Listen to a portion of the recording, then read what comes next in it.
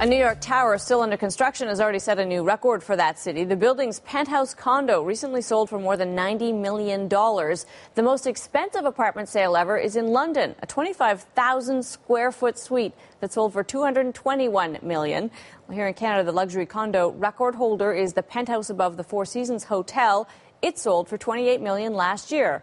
Now another Canadian condo is looking to match it.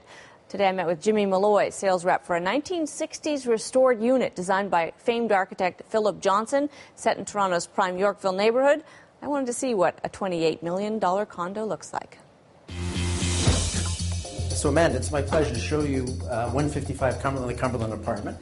And really it's kind of the best example of modernist architecture in Toronto, and actually kind of where it all started. This is ground zero. It was done by Philip Johnson in 1961, and the city has protected it, and it really is spectacular. So the heritage aspects, the staircase has his fingerprints on it, the ceiling. Absolutely. This staircase is like one of the kind of hallmarks of what Philip Johnson and Mies van der Rohe brought to architecture.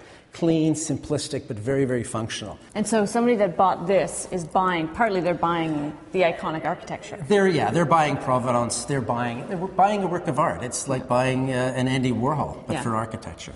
The south terraces are absolutely remarkable. Wow. And the interesting thing is the buildings directly south of here are on leased land. So the view basically here is guaranteed for the next 65 years. Wow.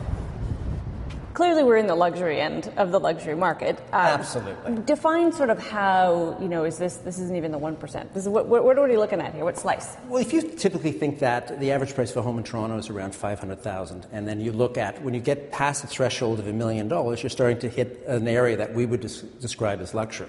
And when you're at stratospheric levels above 20 million, it is a very, very small slice. Right. So what kind of people would look at an iconic $28 million Philip Johnson designed penthouse? I think it's surprising because the number of people that actually can afford it is actually quite a large segment of the market. But how many people actually really need it? And it's also a market that you look at that is actually not just Toronto focused, but it's national and also globally focused.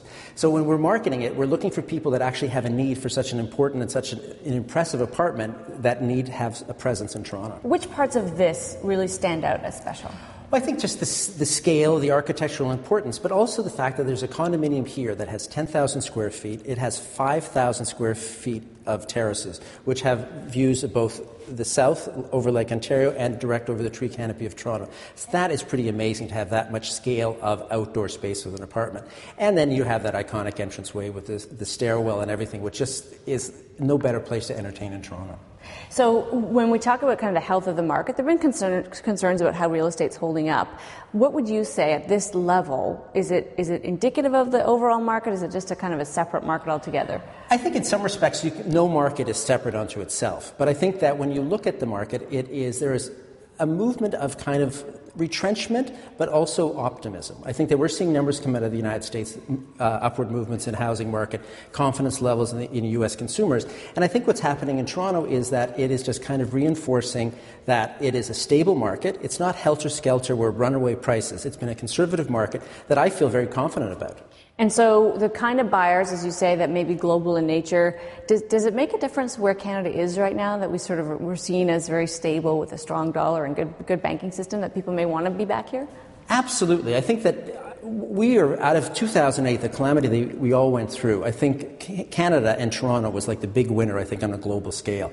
We have all the resources and all those other amenities, well-educated population. But we have stability, and we also have an attitude to the rest of the world that is very welcoming and friendly. So from a real estate perspective, it's been nothing but positive. So back to kind of the space that we're looking at here, and you look at sort of the flow of the rooms. It's clearly not made for a family of five. Or when you think of the people that might live in it, who do you picture? Who are these people?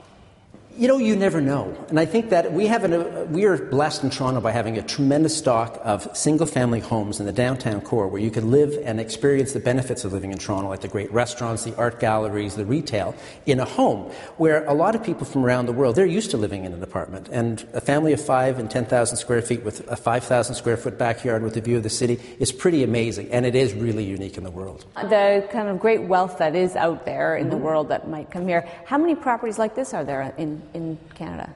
There is not many. I've achieved in this building a rate of $2,500 a square foot. The Four Seasons achieved $2,800 a square foot. And we're around that level for this apartment. But typically, apartments don't trade at that level, especially in Canada. So it is a rarefied level, but it's a rarefied product. So it's special, in other words? It's more than special. It's really one of a kind.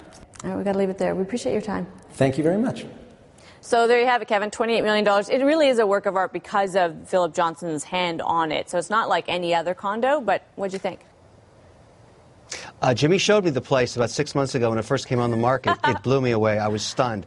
It's absolutely beautiful. I've walked it just like you did. I think it'll find a buyer. There's no reason if $29 million is what they bought the Four Seasons for, they can't sell this one for $28. I should have known you'd looked at it.